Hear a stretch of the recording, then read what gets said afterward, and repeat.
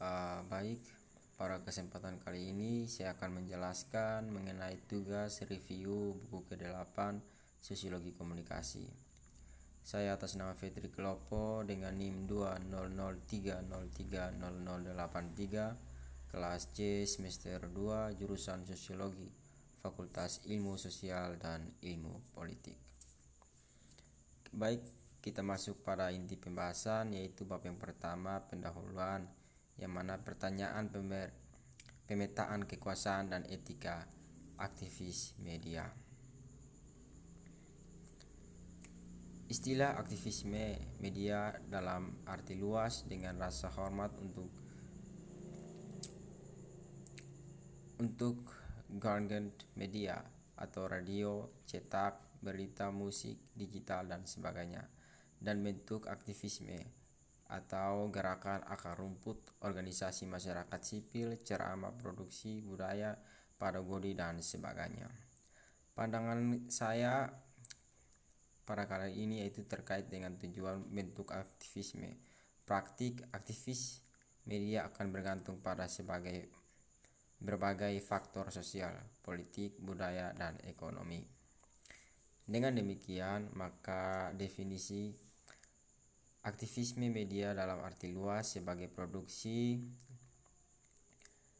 berbagai genre media yang berhubung ke proses komunikatif dalam format kaitannya dengan berbagai macam bentuk aktivis keadilan sosial yang mereka miliki dukungan dengan tujuan bersama dari transformasi sosial. Di sini saya mendefinisikan aktivisme penelitian ini sama luasnya dengan penelitian yang biasanya dilakukan di dalam atau dengan beberapa koneksi dan universitas sekaligus berada di dalam atau dengan beberapa koneksi ke gerakan sosial, sekali lagi dengan tujuan keadilan sosial bersama. Kedudukan dan dinamika kekuasaan yang adil antara aktivis media dan aktivis penelitian. Saya menggunakan dua istilah yang secara struktural mirip untuk menunjukkan bahwa kedua belah pihak adalah aktivis yang memproduksi media gerakan sosial dan penelitian keadilan sosial yang menghasilkan sebagainya. Kedua belah pihak berkomitmen untuk perubahan sosial dan menulis materi dari wawancara dan observasi untuk mendukung transformasi sosial. Namun, mereka tidak selalu berada pada titik yang sama. Sedangkan aktivis penelitian yang bekerja di gerakan sosial mungkin punya pekerjaan fakultas dari satu jenis atau lainnya di lingkungan universitas. Aktivis media bekerja dalam gerakan sosial seringkali dipekerjakan dengan susah payah.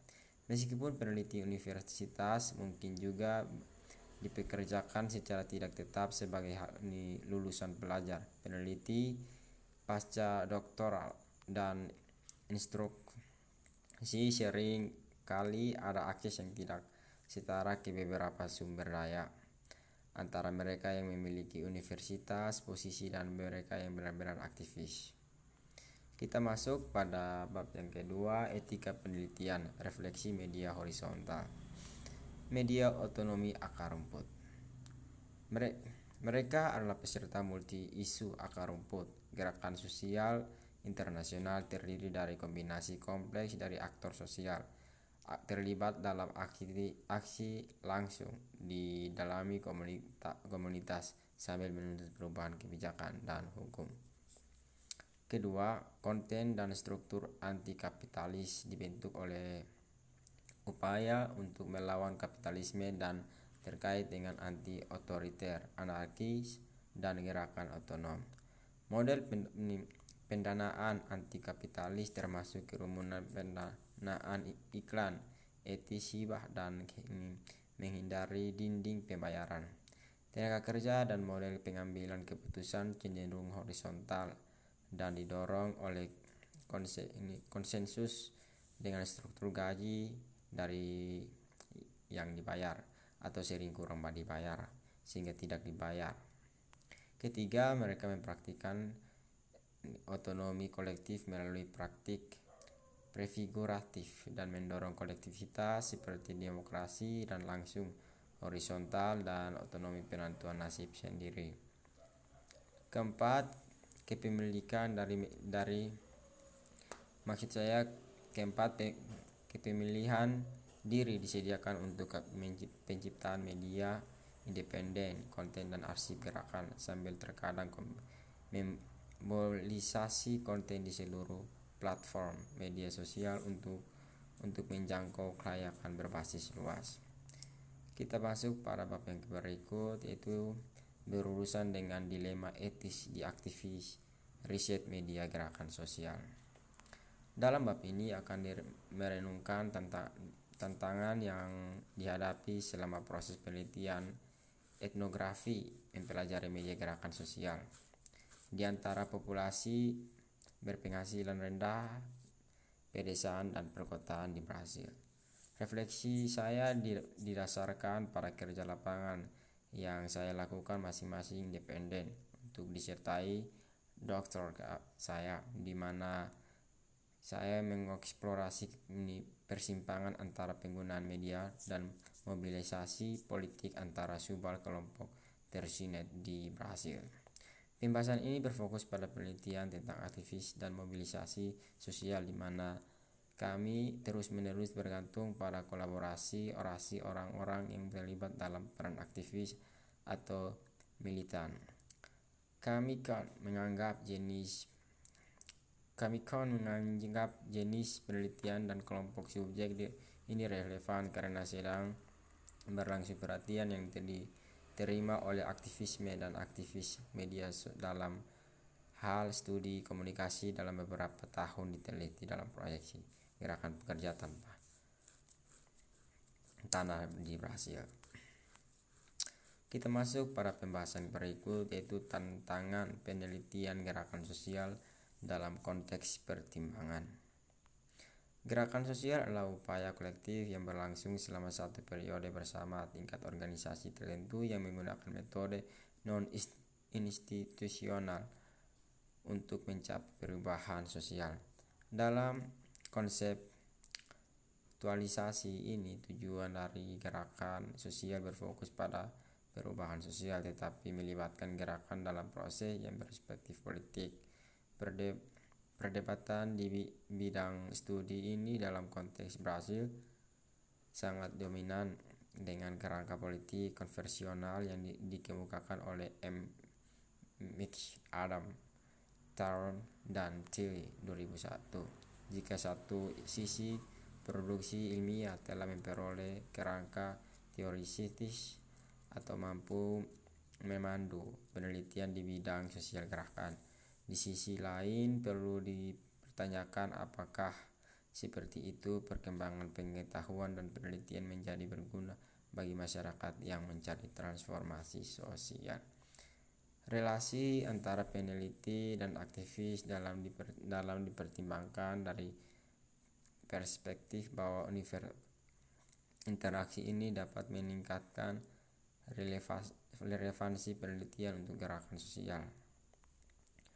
Baik, kita masuk pada pembahasan berikut, yaitu bab yang kelima, praktik penelitian yang merusak, menandakan posisi subjek melalui teori dekolonial.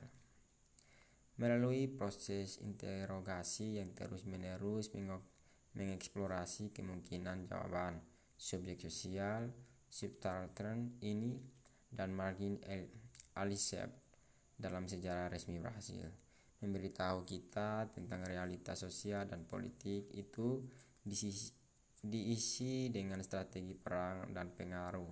Pada saat yang sama, dia mengatur pengetahuannya tentang waktu dan lengkap tertentu. Riobaldo mengetahui rezim angin bertiup dan hujan yang turun, rute burung, tumbuhan dan properti mereka, kebiasaan hewan, konflik dan ketidakadilan. Kebahagiaan dan iman menandai kehidupan pria dan wanita yang mendiami Brasil alam semesta pedesaan. Kemungkinan menemukan diri sendiri melalui narasi di diri sebagai Riobaldo melakukannya ditolak oleh banyak subjek sosial yang pernah direduksi menjadi objek wacana dominan yang dihasilkan tentang mereka eksternal terakhir dengan dunia yang pengalaman mereka. Proses ini tanpa kerumitan membuat kekayaan dan keragaman pengalaman tidak terlibat dan membentuk sebuah praktik kolonial yang telah menghasilkan subjek universal yang dominan didirikan di atas subalternisasi dan penghapusan orang lain. Proses ini pada dasarnya didasarkan pada proyek kolonialisasi sebagai bagian yang tak terlihat dan konstitusi dari modernitas wilayah yang saat ini adalah Afrika dan Amerika. Proyek kolonisasi diaktualisasi dan ditopang oleh artikulasi ekonomi, politik, budaya, dan ilmiah yang menghasilkan materi yang melegitimasi dan kondisi simbolisnya. Baik, demikian penjelasan saya mengenai review buku ke-8 Sosiologi Komunikasi. Semoga apa yang saya presentasikan melalui video ini bisa bermanfaat bagi kita semua. Terima kasih.